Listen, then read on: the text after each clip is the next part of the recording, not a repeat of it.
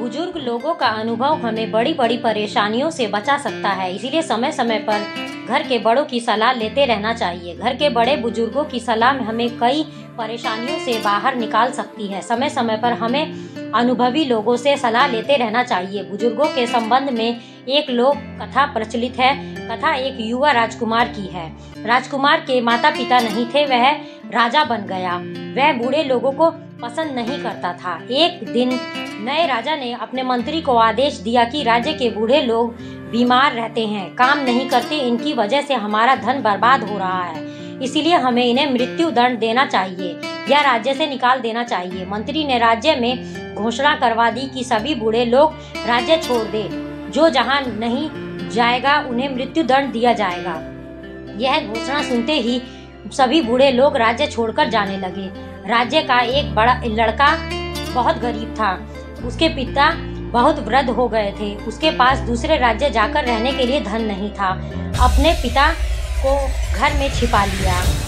उस लड़के के पिता के अलावा राज्य के अन्य सभी बूढ़े जा चुके थे। कुछ दिनों के बाद राज्य में अकाल पड़ा। राजा को समझ नहीं आ रहा था कि अब राज्य की व्यवस्था कैसे संभाली जाए। प्रजा का अन्न खत्म हो चुका था।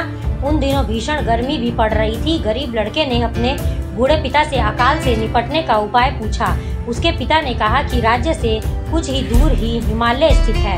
गर्मी से हिमालय की बर्फ पिघलने लगेगी और वह पानी राज्य की ओर बहता हुआ आएगा।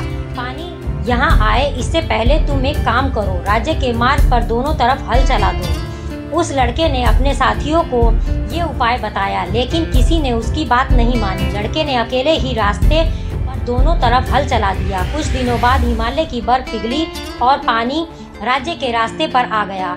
इसके बाद धीरे धीरे मार्ग के दोनों और अनाज के पौधे उग गए। जब ये बात राजा को मालूम हुई तो उस गरीब लड़के को दरबार में बुलाया गया। राजा ने उस लड़के से पूछा कि ये अनाज उगाने का ये उपाय तुम्हें किसने बताया? लड़के ने कहा कि राजन, ये उपाय मेरे पिता ने बताया था।